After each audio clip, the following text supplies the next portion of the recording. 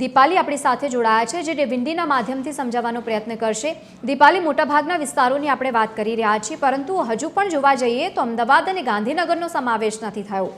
કેવા પ્રકારની આગાહી છે, ખાસ કરીને 12 વાગ્યા સુધી અને આવનારા દિવસો માટે પણ? લવલીન, જે પ્રકારે અત્યારે હવામાન વિભાગ દ્વારા આગાહી કરવામાં આવી છે, 12 વાગ્યા સુધીનું જે અવકાશ બુલેટિન જાહેર કરવામાં આવ્યું છે અને આ બુલેટિન પ્રમાણે જોવા જઈએ તો દક્ષિણ ગુજરાત અને સૌરાષ્ટ્રમાં ખાસ કરીને મેઘાવી માહોલ જામેલો છે અને અહીંના 8 જિલ્લાઓ એવા છે કે જ્યાં 12 અને 1 વાગ્યા સુધી એટલે કે આગામી 2 કલાક દરમિયાન ભારેથી અતિ ભારે વરસાદ વરસી શકે છે। ત્યારે આજે આપણે વિંડી મારફતે સમજવાનો પ્રયત્ન કરીશું કે આખરે કયા કયા વિસ્તારોમાં કેવો માહોલ સર્જાઈ શકે છે। અત્યારે સ્ક્રીન પર હું આપને વિંડી બતાવી રહી છું, તેમાં આપણે જોઈ છે કે જે આ વિસ્તાર જોવા મળી રહ્યો છે ગુજરાતનો સૌરાષ્ટ્ર અને દક્ષિણ ગુજરાતનો આ પટ્ટો છે, તે જગ્યાએ તસવીરમાં જોઈ શકાય છે કે કેટલાક વિસ્તારોમાં રેડ એલર્ટ આપવામાં આવેલું છે, કેટલાક વિસ્તારોમાં યલો છે તો કેટલાક વિસ્તારોમાં ઓરેન્જ એલર્ટ આપવામાં આવ્યું છે। ખાસ કરીને દક્ષિણ ગુજરાતની વાત કરવામાં આવે તો અહીં નીચે વાપીથી લઈને વલસાડ છે, નવસારી છે, સુરત છે, ભરૂચ છે, આ પંથક આખો અત્યારે ભારેથી અતિ ભારે વરસાદ આ વિસ્તારોમાં જોવા મળી રહ્યો છે। પરંતુ સૌથી ખરાબ સ્થિતિ પાલીતાણા અને ભાવનગર અને તેની આજુબાજુના રાજુલા છે, મહુવા છે,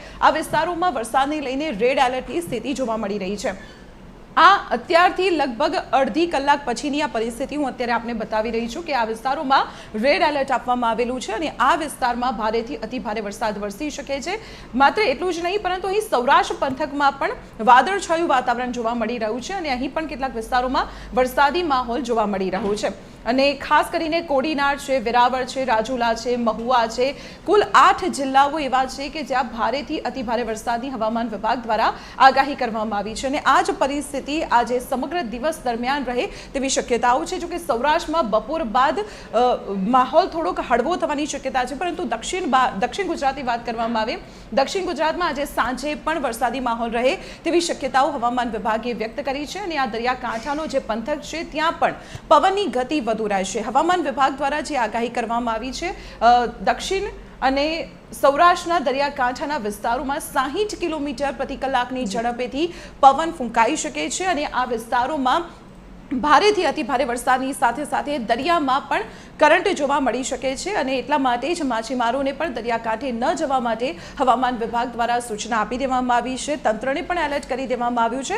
અત્યારે જે પ્રકારે દક્ષિણની સ્થિતિ જોવા મળી રહી છે, દક્ષિણમાં છેલ્લા 2 દિવસથી ભારેથી અતિ ભારે વરસાદ વરસ્યો છે, પરંતુ હવે આજે કહી શકાય કે સૌરાષ્ટ્રનો વારો જોવા મળી રહ્યો છે। સૌરાષ્ટ્રમાં આજે ભારેથી અતિ ભારે વરસાદની શક્યતાઓ ખાસ કરીને ભાવનગર, પાલીતાણા અને રાજુલાનો જે પંથક છે ત્યાં જોવા મળી શકે છે। જો અમદાવાદ અને ગાંધીનગરની વાત કરવામાં આવે તો અમદાવાદ અને ગાંધીનગરમાં આજે માત્ર ક્યાંક હળવા ઝાપટા વરસી શકે છે, ઉકળાટ અને બફારો યથાવત રહેશે અને વાદળછાયું વાતાવરણ પણ આજે અમદાવાદ, ગાંધીનગર અને ઉત્તર ગુજરાતનો જે પટ્ટો છે ત્યાં યથાવત રહે તેવી શક્યતા છે।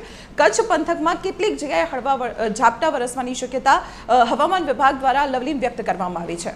બિલકુલ દીપાલી, આભાર સમગ્ર માહિતી સાથે જોડાવા બદલ। તો જે પ્રમાણે અમારા સહયોગીએ દર્શાવ્યું છે, અલગ અલગ વિંડીના માધ્યમથી અમે બતાવવાનો પ્રયત્ન કર્યો છે કે ગુજરાતભરમાં અત્યારે વરસાદને લઈને કેવા પ્રકારની પરિસ્થિતિ છે। જો કે અમદાવાદ અને ખાસ કરીને ગાંધીનગરના લોકોને હજુ પણ વરસાદ માટે થોડી રાહ જોવી પડે તેવી શક્યતા છે।